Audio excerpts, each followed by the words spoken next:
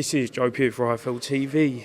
Adam Smith, the most busiest man in boxing. You're everywhere I look. This today, Manchester for a big card in Altrincham on Friday night. The much anticipated debut of Patrick Brown. Adam, you looking forward to it? I am. I'm enjoying being back around the sport that I love and having the chance to chat with the likes of William Croller, Anthony Croller's brother. I mean, that takes me way back. And Pat Brown, who I've seen come through the amateurs, very, very exciting young prospect, turning over, headlining his own show, selling all the tickets, and a big part of the Manchester revival, I think, which is what it is at the moment. So great to chat with Cameron Vyong and all the youngsters up here. I'll never stop loving this sport, and the fighters are what makes me tick more than ever.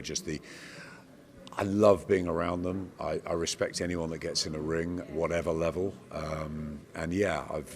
I've got a busy time. There's this show this week. We've got a GBM show at York Hall next Friday. Then it's Manchester for Frank Warren's big debut on DAZN. So yeah, it's non-stop at the moment, and I love being around it. It's really nice being back.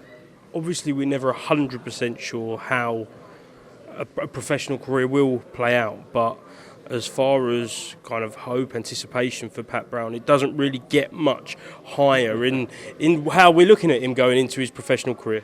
He's such a lovely guy. He's so level-headed. He reminds me of a Ricky Hatton type or an Anthony Croller, one of those guys that came out of Manchester, and I think the fans are going to really get behind him. It doesn't get much bigger than Eddie Hearn doing these huge promotional videos and headlining on his debut, and that's a lot of pressure on a 25-year-old's shoulders turning over, but he can't wait to get those little gloves on. He's got power, he's got an exciting style. I think he's one of the best talkers already on the circuit. So, I've got high hopes for Pat, and I really hope it's a great journey. Adam, I know you're on the way out, so I've just got two quick ones for you. Yesterday, we see the media tour of Frank Warren and Eddie Hearn. We know their partnership now with DAZN broadcast. Just how mad is it for you to see that you've been part of kind of Eddie in the Sky days when he was going at Frank Warren, whether it being at Box Nation, then BT, which was TNT. Yeah, it must be hard for you to kind of believe where we're at now. It's exactly that. It's very, very strange. I started Sky in 1994 when it was the Chris Eubank World Tour, and there was a massive announcement in 95 when Frank Warren brought his entire stable to Sky Sports. So we had 15 years working with Frank, then 10 years with Eddie. There weren't a lot of nice words exchanged, just put it that way. I mean, I think Eddie hated him, Frank hated him. There was, I think there was one time where Eddie walked past him in Mayfair and ignored him, but no, it was a horrendous sort of situation, and one I never thought would be solved. And of course, we didn't get to see a lot of great fights because of it. I was ill, I had some time away, I came back, and the first press conference I came back to was at Wembley. I think it was when AJ and Wilder were sharing the bill in Saudi, and Frank and Eddie were shaking hands and almost hugging on stage. I honestly thought I was still ill in a hospital bed, maybe in a coma or something. I mean, it was bizarre, utterly weird, but just great, because I've always thought they'd get on. They're both very competitive.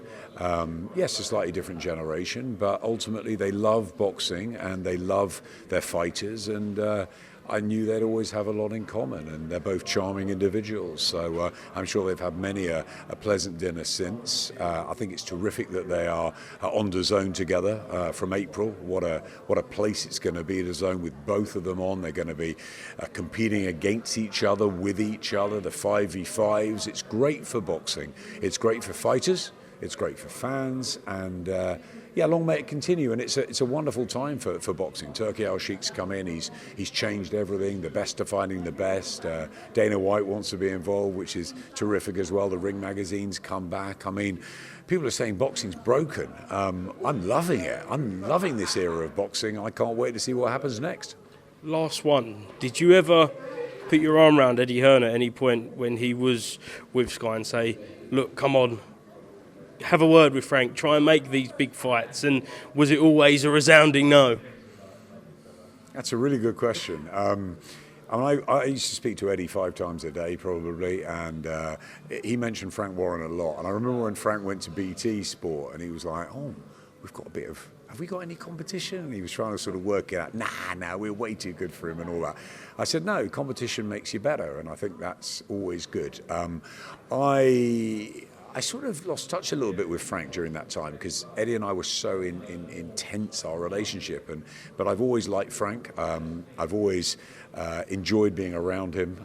Although the trips to the Arsenal box, I'm a big Liverpool fan. Normally, there was a period where we were losing every single time, so I was always welcome back into the box because it was. How times have changed. It's a good omen. How times have changed. It's very nice the position we're in at the moment. But yeah, look, I've always hoped. I think that they would both sit down at some point, and yeah, I did at times. I said, look, I think it's a time for the promoters to sit down. I remember when I first took over the job of head of boxing at Sky. I remember thinking we've got to get all the promoters together, and surely that's great for the fans. And little did I know how hard that would be, getting Frank Maloney and Ricky Hatton and Frank Warren and Mick Hennessy and Eddie Hearn all to sit down. It just wasn't on the agenda, but amazing what His Excellency has done. And I think there's a lot of credit goes to George Warren, to Frank Smith, and to others around that helped it behind the scenes. But I think it's brilliant that you've got Frank and Eddie, very different